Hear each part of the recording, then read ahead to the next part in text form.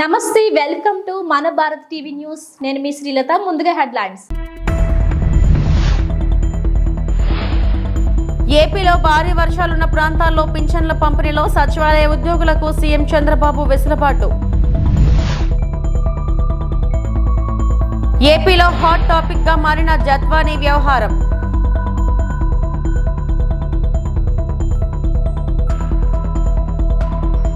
Gudlavalleru engineering ఘటనపై ప్రత్యేక విచారణ అధికారిని నియమించిన ప్రభుత్వం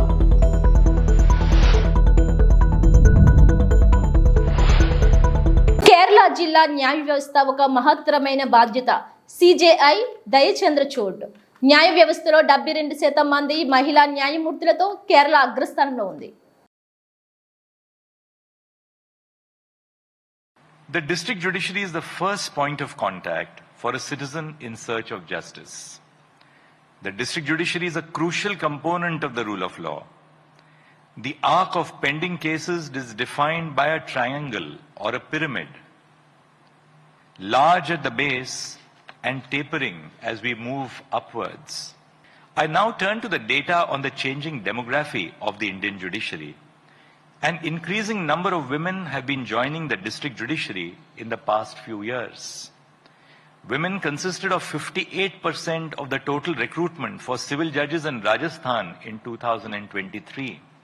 In Uttar Pradesh, 54% of the appointments for civil judge junior division in the batch of 2022 are women.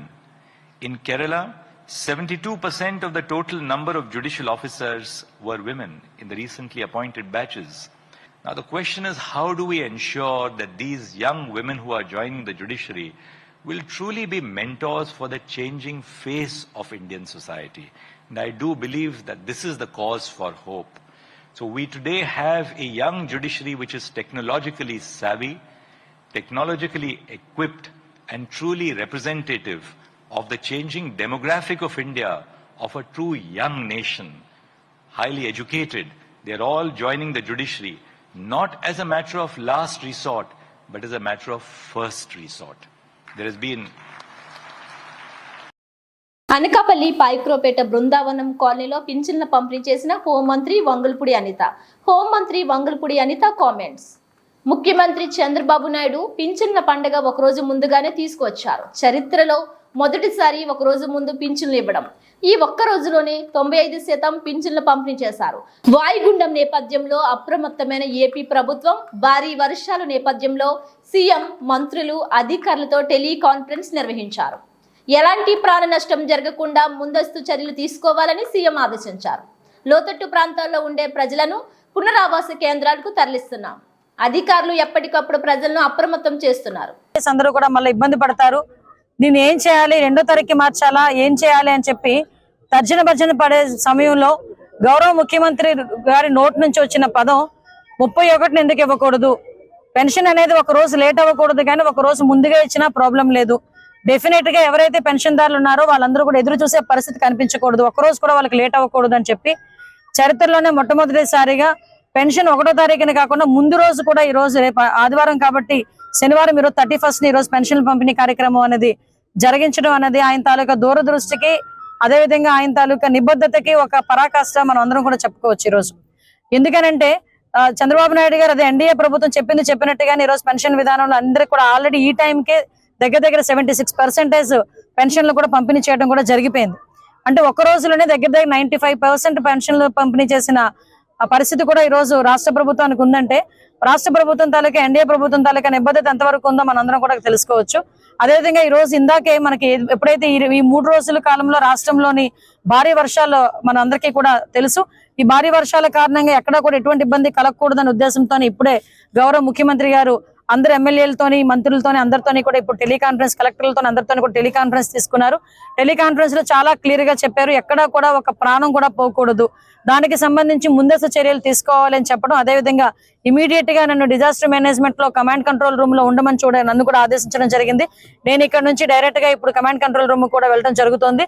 అంటే ఎక్కడా కూడా ఈ వరదల వల్ల కానీ ఇప్పుడు ఎక్కడైతే రిజర్వాయర్లు నిండిపోయి ఉన్నాయో అక్కడ కూడా అలర్ట్ చేయడం కానీ, ఎక్కడైనా చెరువు గట్లు కానీ ఎక్కడైనా ఇబ్బంది పడే పరిస్థితి ఉంటే అక్కడ నుంచి పునరావాస కేంద్రాలు పంపించడం కానీ, ఈ రాబోయే 2 రోజుల్లో వర్షపాతం ఎంతవరకు నమోదవుతుంది అన్నది ఇమీడియట్ గా ముందే తెలుసుకొని ప్రజలను అప్రమత్తం చేయడంలో కలెక్టర్లందరినీ కూడా ఇమీడియట్ గా వాళ్ళ ప్లేస్ లోనే ఉంచడం జరిగింది. ఆల్ డిపార్ట్మెంట్స్ ని ఇప్పుడున్న సిచ్యువేషన్ దృష్ట్యా అందరినీ కూడా ఎవరి ప్లేస్ లో వాళ్ళని అలర్ట్ గా ఉండమని చెప్పడం కూడా జరిగింది, ఆదేశించడం జరిగింది. దాని ప్రకారంగా ఈ వరదల వల్ల ఏదైతే వర్షాల వల్ల జరిగే ఇబ్బందులు ఎవరికి రాకుండా, ఎటువంటి ప్రాణం కూడా పోకుండా, వీలైతే పంట నష్టం కూడా ఎక్కువగా జరగకుండా చూసుకునే బాధ్యత కూడా తీసుకోమని గౌరవ ముఖ్యమంత్రి గారు ఆదేశాలు ఇచ్చారు. ఆదేశాల మేరకు ఈ రోజు అందరూ కూడా పనిచేయడం జరుగుతుంది. నాడు జగన్ మాఫియా పెట్టిన హింసపై మీడియా ముందు కంటతడి పెట్టుకున్న ముంబై నటి జత్వాని, నన్ను ఏపీ పోలీసులు కిడ్నాప్ చేస్తారు, నేను దేశంలో మంచి వారి నుంచి మద్దతు కోరుతున్నా, నాటి విజయవాడ కమిషనర్ ఆధ్వర్యంలో అక్రమ కేసు నాపై బనాయించారు, దాదాపు 15 మంది పోలీస్ అధికారులు నన్ను కిడ్నాప్ చేశారు, నిజాలు బయటకు రావాలి, నేను కుటుంబ సభ్యులు చాలా ఇబ్బంది పడ్డాం, ఒక డాక్టర్ గా ఒక యాక్టర్ గా ఈ స్థాయికి రావడానికి ఎన్నో ఇబ్బందులు పడ్డాను, ఇప్పుడు నాపై వ్యక్తిత్వ హననం చేయడం బాధగా ఉంది. I have a case on other than this Bombay case that I am talking about. If I have friends in high places, if I am connected in high places, if I have friends that are rich and wealthy and are industrialists, does that make me a cheater? Okay, you are jealous. Vidya Sagar in question is particularly jealous of me because I rejected his marriage proposal in 2015 because I discovered he is a big time womanizer and he's like everything is on paper, on his divorce papers, and he has criminal cases. Despite him having lured me with expensive gifts, he still faced rejection. That's why he is having a lot of grudges and anger, hatred, the hatred of rejection against me, and he is jealous that I have rich friends while he got rejected by everyone. He can't take it. Case against this also, there was no criminal case against Malav Dani. Malav Dani did not file any criminal case against me. What is this hullabaloo about? Why are they so hell-bent on character assassinating me? రాష్ట్ర వ్యాప్తంగా కురుస్తున్న భారీ వర్షాల నేపథ్యంలో మంత్రి Vangalapudi Anitha home విపత్తు నిర్వహణ శాఖలను అప్రమత్తం చేశారు. జిల్లా కలెక్టర్లతో ఫోన్లో మాట్లాడి ఎప్పటికప్పుడు ఆయా జిల్లాలలో వర్ష ప్రభావంపై సమీక్ష నిర్వహించారు. ముందు జాగ్రత్త చర్యలు చేపట్టి ప్రాణహాస్తి నష్టానికి ఆస్కారం లేకుండా అప్రమత్తంగా ఉండాలని సంబంధిత శాఖల అధికారులను ఆదేశించారు. అంటే ఆ మనిషి తాలూకు తత్వం చెప్తున్నా ఉపయోగించేస్తే ఒక రోజు ముందే అంటే ఒక రోజు ముందే. రాష్ట్రానికే కాదు దేశానికి సంక్షేమాన్ని పరిచయం చేసిన మహనీయుడు ఎన్టీఆర్. పాలకొల్లు 2వ వార్డ్ బ్రాడీపేటలో మాజీ ముఖ్యమంత్రి టీడీపీ వ్యవస్థాపకులు దివంగత ఎన్టీ రామారావు విగ్రహాన్ని మంత్రి నిమ్మల రామానాయుడు ఆవిష్కరించారు. విగ్రహానికి టీడీపీ, జనసేన, బీజేపీ నాయకులతో కలిసి పూలమాల వేసి ఘనంగా నివాళులు అర్పించారు. ముందుగా పార్టీ జెండాను ఎగురవేశారు. ఈ సందర్భంగా మంత్రి రామానాయుడు ఎన్టీఆర్ను ఉద్దేశించి మాట్లాడారు. ఈరోజు అన్న నందమూరి తారక రామారావు గారి విగ్రహావిష్కరణ కార్యక్రమం చేయడం చాలా సంతోషం. ఎందుకంటే ఎన్టీఆర్ అంటే ఒక స్ఫూర్తి మనందరికీ కూడా. తెలుగు జాతి ఆత్మ గౌరవాన్ని ఢిల్లీ నడివీధుల్లోనే కాదు ప్రపంచానికే చాటి చెప్పినటువంటి మహానుభావుడు ఎన్టీ రామారావు గారు. సంక్షేమాన్ని ఆంధ్రప్రదేశ్ రాష్ట్రంలోనే కాదు ఈ దేశానికే పరిచయం చేసిందే అన్న ఎన్టీ రామారావు గారు. ఎన్నో విప్లవాత్మకమైనటువంటి మార్పులు ఆంధ్రప్రదేశ్ రాష్ట్రంలో శ్రీకారం చుట్టినటువంటి ఎన్టీ రామారావు గారు మనందరికీ కూడా ఆదర్శం, స్ఫూర్తి. అటువంటి ఎన్టీఆర్ విగ్రహాన్ని ఈరోజు 2వ వార్డులో మరి ఎంతో ఇష్టంతో మరి ఇవాళ పార్టీకి సంబంధించినటువంటి తెలుగుదేశం, జనసేన, బీజేపీ నాయకులందరూ కూడా ఏర్పాటు చేసుకోవడం మరొక్కసారి అందుకు సహకరించినటువంటి ప్రతి ఒక్కరికి కూడా పేరు పేరున ధన్యవాదాలు తెలియజేసుకుంటూ అందుకు కృషి చేసినటువంటి యొక్క 2వ వార్డు ఏదైతే గ్రామ వార్డు అధ్యక్షులు సుబ్బారావు గారికి, అదేవిధంగా కార్యదర్శి రమేష్ గారికి, వారికి సహకరించినటువంటి మిగిలిన ఈ వార్డు ఎన్డీఏ బృందానికి అందరికీ కూడా ధన్యవాదాలు. జీవీఎంసీ నందు ఇకపై నిత్యం ప్రజా సమస్యలను స్వీకరించేందుకు జీవీఎంసీ ప్రధాన కార్యాలయంలో గల హెల్ప్ డెస్క్ ను ఆధునీకరించి GVMC commissioner P Sampath Kumar శనివారం ప్రారంభించారు. మిగతా ప్రాంతాల్లో మహారాణిపేటలో ఒక 42 ఉంది, గాజువాక ఏరియాలో ఒక 35 mm ఉంది. ఓవరాల్గా సిటీ మొత్తం కలిపి 34 mm వర్షపాతం మాత్రమే ఉంది. ఎక్కడా కూడా అలార్మింగ్ సిచ్యువేషన్ లేదు. మొన్న ఈవినింగ్ బాగా వర్షం పడిన సందర్భంలో మనకు ఇటు మన వెస్ట్ ఏరియాలో నార్వా విలేజ్కి సంబంధించినటువంటి ఆ రూట్లో ఏవైతే రైల్వే క్రాసింగ్స్ వెళ్తున్నాయో అక్కడ కొంత వాటర్ లాగింగ్ కండిషన్ ఉంటే అది వెంటనే సందర్శించి అక్కడ నుంచి పంప్స్ మన మోటార్స్ పెట్టి డిస్పోజ్ చేయడం జరిగింది. అయితే ఈ నేపథ్యంలో ప్రభుత్వం నుంచి వచ్చినటువంటి మార్గదర్శకాలు ఏంటంటే అంటువ్యాధులు ప్రబలకుండా తీసుకోవాల్సినటువంటి యాక్షన్స్ అన్నిటిని గౌరవ ముఖ్యమంత్రి గారి సూచనల మేరకు వాటి మీద సరైనటువంటి దృష్టి పెట్టే విధంగా చర్యలు తీసుకోవడం జరిగింది. ఇకపోతే 100 రోజుల విషయానికి వస్తే మనం పబ్లిక్ హెల్త్ నుంచి 100 రోజులకు సంబంధించిన యాక్టివిటీస్ చేసేటప్పుడు మన విశాఖపట్నం సిటీకి సంబంధించి 59 గ్యార్బేజ్ డంపులు ఉన్నాయి. అంటే ఇవి రకరకాల ఇండస్ట్రియల్ వ్యక్తులు కానీ కమర్షియల్ ఎస్టాబ్లిష్మెంట్స్ కానీ గత కొద్ది కాలం నుంచి వేస్తూ ఉన్నటువంటి చెత్తని ప్రత్యేకమైనటువంటి వాహనాలన్నింటిని ఏర్పాటు చేసి వాటి ద్వారా మొత్తం 59 డంపుల్ని మనం క్లియర్ చేయడం జరిగింది. ఇవి కాకుండా అటు రెసిడెన్షియల్ ఏరియాలో కమర్షియల్ ఏరియాలో ఉన్నటువంటి గ్యార్బేజ్ వల్నరబుల్ పాయింట్స్ అంటారు. అంటే దగ్గరలో ఒక పాయింట్ ఏదో అలవాటు అయిపోయింటుంది, ప్రజలు వేస్తూ ఉంటారు నిత్యం. అలాంటి పాయింట్లు రోజు ఆపరేట్ చేయాలి వాటి. సో అవి రోజు ఏ రోజుకి ఆ రోజు ఆ 412 డంపుల్ని కూడా ఆపరేట్ చేయడం జరుగుతుంది. దీంతో పాటు రెగ్యులర్ శానిటేషన్ యాక్టివిటీస్ని మనం చేస్తూనే ఉన్నాం. మన యొక్క మొత్తం జీవీఎంసీ సిటీలో దాదాపు 2200 కిలోమీటర్ల డ్రైన్ లెంత్ ఉంది. ఒక 700 కిలోమీటర్లు వాటిల్లో మైనర్ డ్రైన్స్ ఉన్నాయి. అన్నీ కలిపితే మేజర్ డ్రైన్స్ ప్రధానంగా 128 కిలోమీటర్లు. ఈ 128 కిలోమీటర్ల మేజర్ డ్రైన్స్ని ఇంజనీరింగ్ డిపార్ట్మెంట్ నుంచి డ్రైన్ క్లీనింగ్ అనేది కంప్లీట్ చేయడం జరిగింది.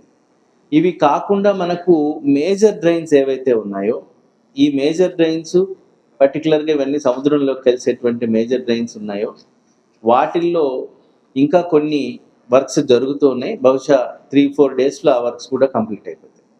కాబట్టి మొత్తం 12 లైట్స్ అయితే పర్ డే మన యొక్క అంటే మన ఎఫిషియన్సీ లెవెల్ అవి అని చెప్పుకోవచ్చు. ఒక 3 to 4% లైట్లు డైలీ మనకి ఇష్యూస్తో ఉంటున్నాయి. అయితే వాటిని సమర్థవంతంగా రెక్టిఫై చేయడంలో ఏజెన్సీ కాస్త ఫెయిల్ అవుతూనే ఉంది. అందుకని మేము వాళ్ళ మేనేజ్మెంట్ అంతా పిలిపించి ఒక మీటింగ్ చేసిన తర్వాత ఇప్పుడు ఉన్నటువంటి సిబ్బందిని డబల్ చేయడం అని చెప్పి రిక్వెస్ట్ చేశాము. అదేవిధంగా వారి మెటీరియల్ రిక్వైర్డ్ మెటీరియల్ని కూడా సఫిషియెంట్ స్టాక్స్ పెంచుకునేలాగా మనం ఎన్షూర్ చేశాము. రాష్ట్ర జలవనరుల శాఖ మంత్రి నిమ్మల రామానాయుడు పెన్షన్ల పంపిణీ కార్యక్రమం.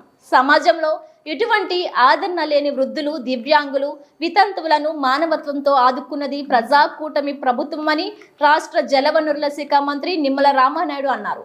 పశ్చిమ గోదావరి జిల్లా పోడూరు మండలం పెనుమదం గ్రామంలో భారీ వర్షంలోనే వృద్ధులు, దివ్యాంగులు, వితంతువులకు రాష్ట్ర జలవనరుల శాఖ మంత్రి నిమ్మల రామానాయుడు పెన్షన్లను పంపిణీ చేశారు. తొలిసారి ముఖ్యమంత్రిగా చంద్రబాబు 30 ఏళ్లు పూర్తి చేసుకున్న సందర్భంగా మంత్రి సమక్షంలో దివ్యాంగుని కుటుంబ సభ్యులు కేక్ కట్ చేసి జీవితాంతం ఆయనే ముఖ్యమంత్రిగా ఉండాలంటూ ఆనందాన్ని వ్యక్తం చేశారు. ఈ సందర్భంగా మంత్రి రామానాయుడు ఎలక్ట్రానిక్ మీడియాతో మాట్లాడారు. తల్లిదండ్రులు మీ అందరి ఆశీర్వాదం చంద్రబాబు నాయుడు గారు, పవన్ కళ్యాణ్ గారు అమ్మా మీ పింఛనంతా కూడా పెంచి మీ ఇంటికి పట్టుకొచ్చి ఇమ్మని చెప్తున్నారు. ఇప్పుడు పింఛను ఎంత వస్తుందా మీకు? ఇదివరకు ఎంత వచ్చింది మీకు? ఇప్పుడు 15,000 వస్తుంది. చాలా సంతోషం కదా. ఇప్పుడు 5,000 రూపాయలది 15,000 రూపాయలు అయిందంటే మరి మీ మందులకి అట్లా ఇప్పుడు చూపించారు కదా ఎన్ని మందులకు వచ్చి అవుతుంది. నేను ఇప్పుడు గుర్తు పెట్టుకోవాలి మన ఇటువంటి నాయకుల్ని, చంద్రబాబు నాయుడు గారు కానీ, పవన్ కళ్యాణ్ గారు కానీ, నరేంద్ర మోడీ గారు కానీ. ఏం చేస్తామ్మా మేడం గారు? 15,000 రూపాయలు.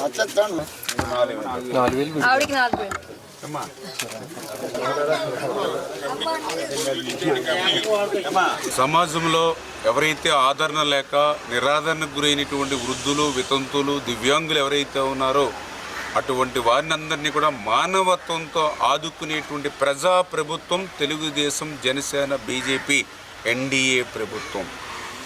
ఈ రోజనే కాదు, ఆ రోజు 1983లో అన్న నందమూరి తారక రామారావు గారు పింఛన్ని ఆంధ్రప్రదేశ్ రాష్ట్రంలో ఎందుకంటే ఆ రోజు పెన్షన్లు అంటే ఉద్యోగస్తులకు మాత్రమే ఉండేటువంటి పరిస్థితుల్లో పెన్షన్ అంటే ఉద్యోగస్తులకి రిటైర్ అయినటువంటి వాళ్ళకే కాదు, వృద్ధులు, వితంతులకి, దివ్యాంగులకు కూడా ఇవ్వాలని 35 రూపాయలతో ఈ రాష్ట్రంలో పెన్షన్ని ప్రారంభించిందే అన్న ఎన్టీఆర్, తెలుగుదేశం పార్టీ. మరి తర్వాత మళ్ళీ చంద్రబాబు నాయుడు గారు ఆ 200 రూపాయల పింఛన్ని 2000 రూపాయలకి పెంచి వాళ్ళ ఇంటి కొడుకుగా నిలబడినటువంటి విషయం కానీ, మళ్ళీ ఈరోజు ఆ 3000 పింఛన్ని 4000 రూపాయలు వృద్ధులకి, వితంతులకి, ఆ 3000 రూపాయల దివ్యాంగుల పింఛన్ను ఒక్కసారిగా డబల్ 6000 రూపాయలు పెంచి వాళ్ళ ఇంటి దగ్గరే, వాళ్ళ గడప దగ్గరే స్వయంగా రాష్ట్ర ముఖ్యమంత్రి చంద్రబాబు నాయుడు గారు సైతం పేదవాడి సేవలో అనేటువంటి కార్యక్రమంలో ఈరోజు వాళ్ళ గడప దగ్గరే పెన్షన్ ఇస్తూ ఉంటే వాళ్ళ ఆనందం, వాళ్ళ సంతోషం కళ్ళల్లో కనిపిస్తూ ఉన్నటువంటి పరిస్థితి.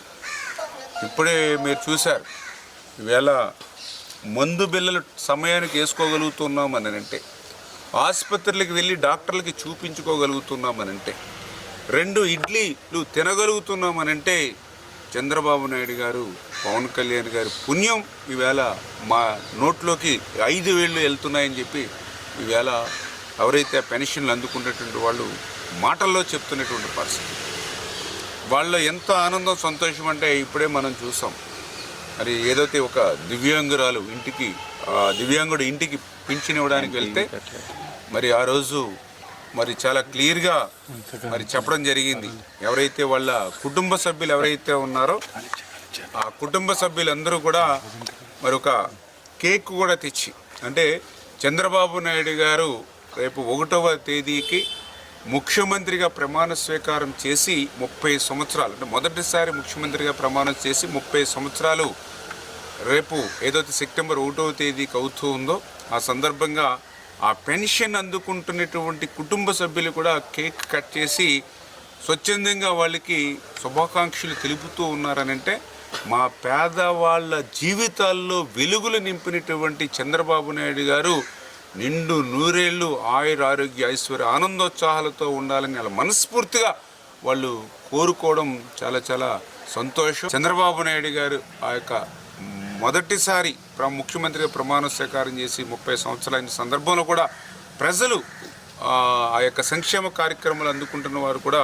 ముందుకొచ్చి ఈరోజు శుభాకాంక్షలు చంద్రబాబు నాయుడు గారు ఒకరోజు ముందుగానే తెలియజేస్తూ ఉన్నారు. ఈ రకంగా భవిష్యత్తులో కూడా ఆ యొక్క పేదల్ని, వృద్ధుల్ని, వితంతుల్ని, దివ్యాంగుల్ని ఆదుకోవడమే కాకుండా మన ఇచ్చినటువంటి వాగ్దానాలు ఏవైతే ఉన్నాయో అవన్నీ కూడా 1 by 1 మరి క్లియర్ చేస్తూ ఈ యొక్క ఆంధ్రప్రదేశ్ రాష్ట్రాన్ని అభివృద్ధిలోనూ సంక్షేమంలోనూ భవిష్యత్తులో కూడా ఇదే మాదిరిగా మానవత్వంతో స్పందిస్తూ పనిచేస్తూ ముందుకు తీసుకెళ్తామని చెప్పి మీ ద్వారా తెలియజేస్తాం. ఎన్టీఆర్ జిల్లాలో వర్షంతో కొన్ని ప్రాంతాలు అతలాకుతలం. స్వయంగా ఎమ్మెల్యేలు పర్యవేక్షణ. ఎన్టీఆర్ జిల్లా కొండపల్లిలో నడుము లోతు నీళ్లలో ఎమ్మెల్యే భారీ వర్షాలకు వరద ముంపునకు గురైన ప్రాంతాన్ని పరిశీలించిన ఎమ్మెల్యే వసంత వెంకటకృష్ణ ప్రసాద్ సహాయక చర్యలు చేపడుతూ ప్రజలకు ఇబ్బందులు లేకుండా చూస్తున్న అధికార యంత్రాంగం.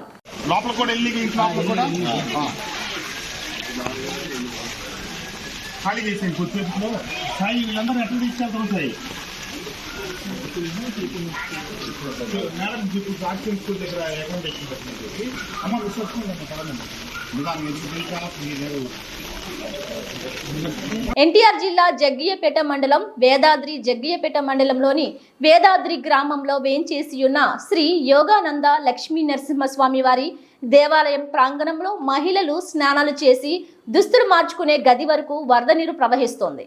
పెరుగుతున్న వరద నీరుకు ప్రజలు అప్రమత్తంగా ఉండాలి అని మానవ హక్కుల సంఘం ప్రతినిధులు కోరుతున్నారు.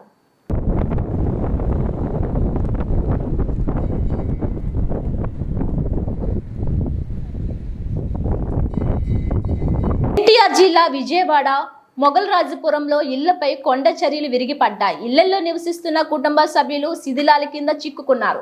ఘటనా స్థలం చేరుకున్న పోలీసులు అధికారులు రెస్క్యూ టీం ఆపరేషన్ చర్యలు చేపట్టారు. శిథిలాల కింద చిక్కుకున్న 6గురిని కాపాడిన రెస్క్యూ టీం. వీరిలో 4 గాయపడ్డారు. 2 శిథిలాల కింద ఉన్నట్లు సమాచారం.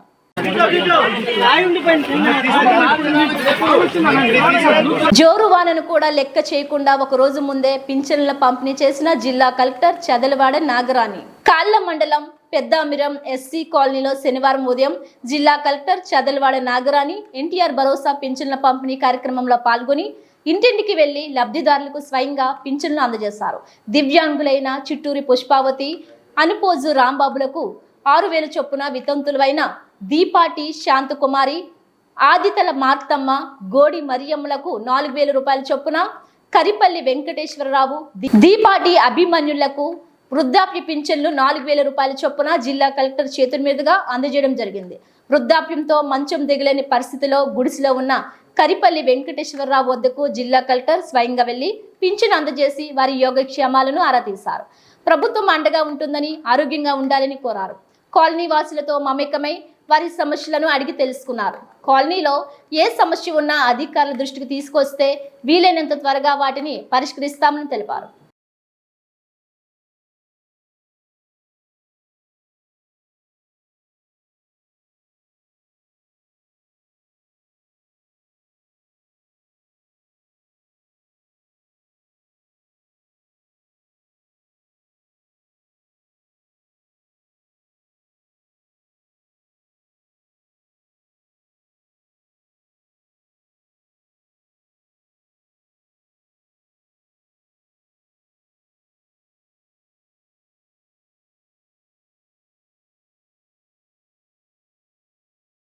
అల్లంపూర్ డివిజన్ పరిధిలో నోటీసులు జారీ చేసిన హైడ్రా అధికారులు.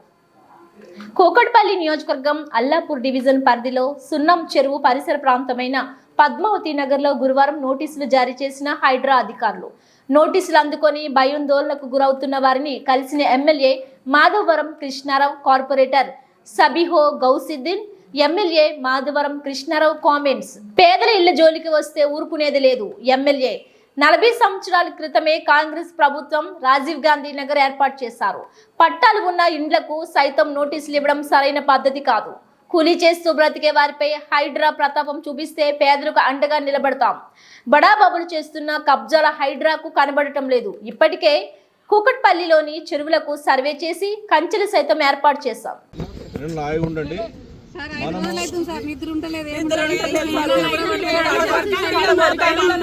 నోటీసులు వచ్చినాయి అంటున్నారు, అంటిస్తామంటున్నారు, ఇంటికి తీసుకొచ్చి అంటిస్తామంటున్నారు.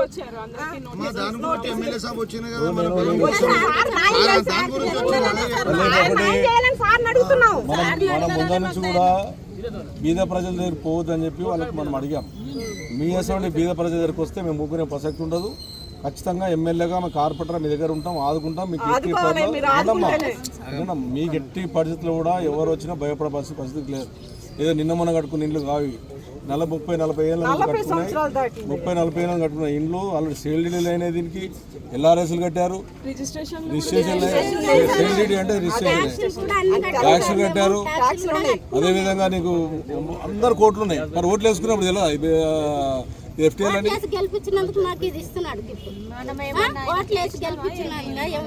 అందుకొరకే ఇటువంటి వాళ్ళకి న్యాయం చేయండి. మాకు అల్లే మీరు ఏం భయపడకండి.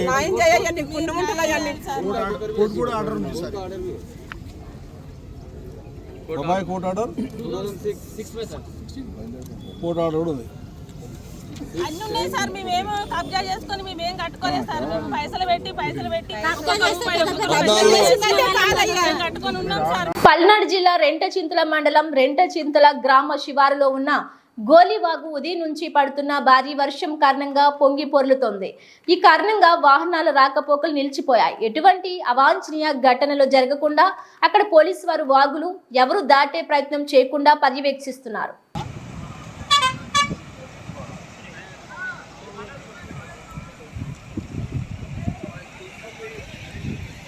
మీరు ట్రైన్ వెళ్ళొచ్చు, లేదంటేనేమో మాడుగోల నుంచి ధర్మవరం మీద గట్టి వెళ్ళొచ్చు.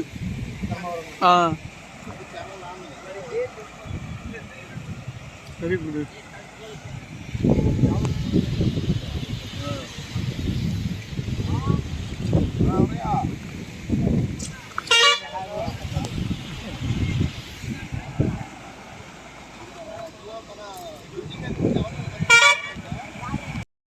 ఇవి బులెటిన్ అప్డేట్స్.